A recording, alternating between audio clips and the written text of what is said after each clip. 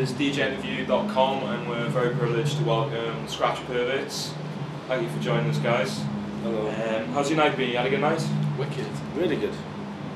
Best crowd we've had in here, I think. We played about 3 or 4 times before, and I don't know, people were just a little bit standoffish, I think. But tonight was actually a lot better. Really good crowd they went for it, so we're happy. Yeah, the numbers were actually a bit down tonight when we've played to before, but the actual vibe was definitely well the best we've had, I think. Really good for everything, all the parts of this. It was really good to see you guys using vinyl tonight. I mean, recently there's been some increases in technology, things like Serato, tractor, stuff like this. I know one of the prime things about scratch DJing is digging out really obscure, good samples for scratching and stuff. Now, do you see these movements in technology kind of being a benefit to scratch DJing, or do you think it's a bad thing?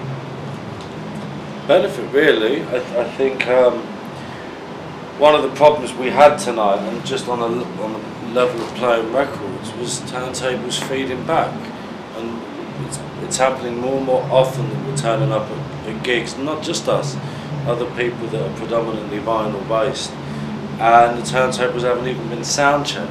They're putting monitors on the table right next to the turntables, so the moment you turn the bass up, you know, it's happening more and more. My only leaning towards CDs, and more than Serato, we're playing off a CD as a way of alleviating that as a problem, because when you start a set and it happens, you're fucked, and that's it.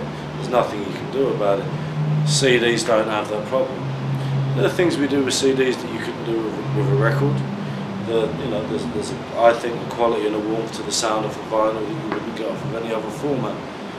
So it's kind of, it swings and roundabouts really, but ultimately for us, we just want to turn up to a gig and have everything in perfect working order, as does anybody that plays, however they choose to. But we do play across, from CDs to vinyl, cut a lot of plates, spend a lot of money cutting plates, and it's a real pain in the arsehole if you turn up and your plate sounds like shit because it's feeding back, when it should sound like one of the highlights of the set. But I think the technology side of it personally is a really good thing, and well, will continue to develop. I think there are negatives to it as well. I think there's I'm not saying there's not. I'm just saying generally I think it's a good thing. If someone's like trying to sell records, and if you're running a label or you're a person in the limelight, and you're spinning off a Serato, and a kiddie coming to the gig is going to see someone spinning off of a computer, isn't then going to want to go out and buy the records. So it does have an impact on people buying records. I'm still I'm in my 30s, so I'm still into the idea of buying records. I can't really see myself changing that. I think the fact that we work as a crew lends itself to the fact that we need, to have our records rather than 2 computers, because we're trying to steam through records quite quickly. I can understand why someone would want to DJ individually off of a laptop, because you've got a wealth of music just in a computer rather than a record bag. But creatively, I haven't seen someone use Serato.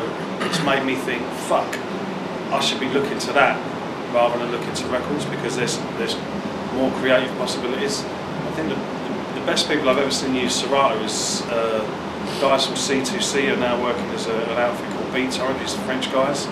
We did a gig with them in Marseille, Cannes, in south of France, and they fucking killed it. And they had like MIDI triggers the same way as we use the CDJs as like a kind of MPC thing. They were using that as Serato, so it was an all-in-one package. So they were blazing through tunes.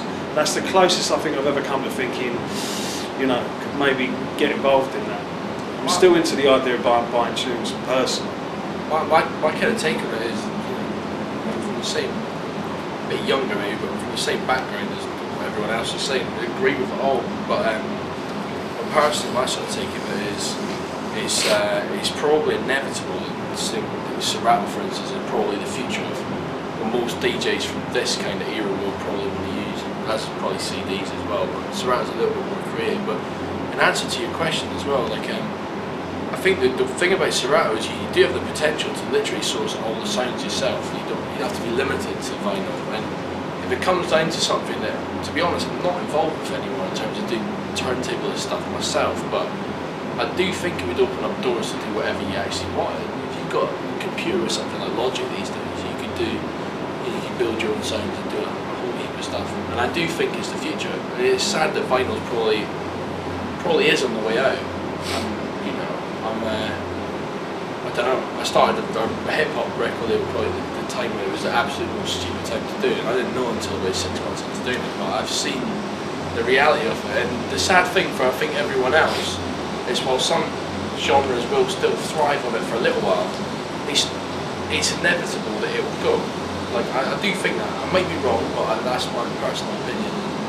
And I think Serato does offer up a kind of alternative that does at least keep the sort of soul of DJing alive. You know, as a DJ, to watch a DJ is quite interesting. You know, kids inevitably within a certain period of time will stop buying vinyl, probably, and vinyl plants will shut.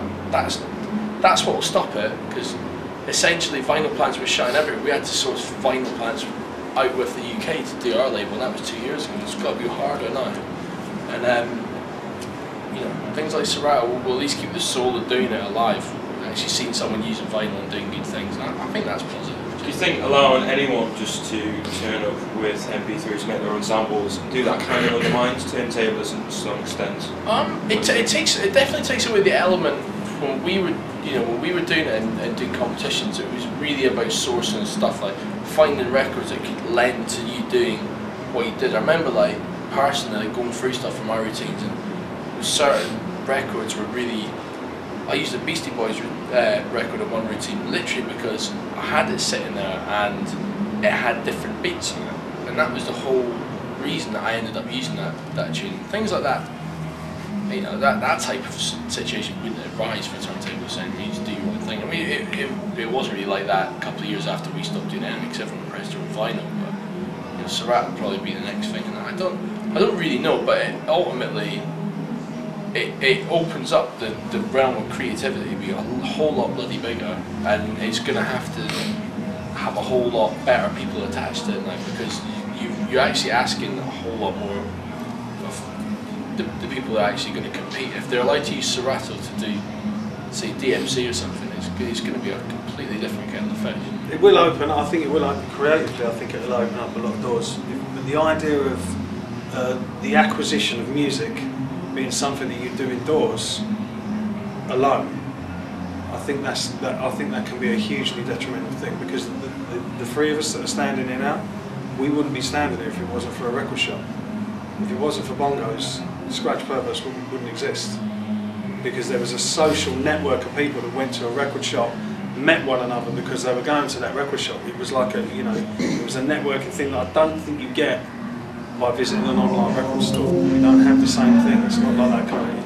There's no way that is something that was just brilliant and unique to that time, I think. So it's a real shame that that's gone. I totally agree with you.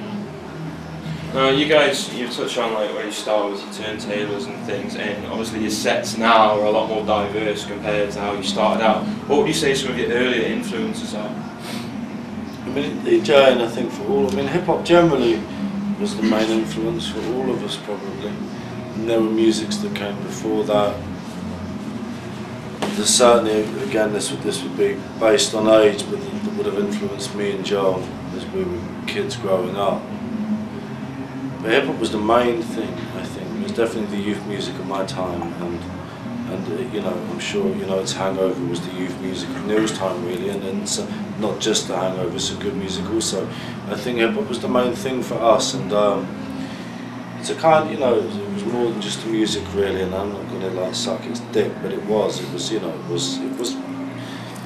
hard to kind of imagine, quantify at the time. It was just something that you got into in a lot of different ways, and I think that kind of that ethic still runs through us.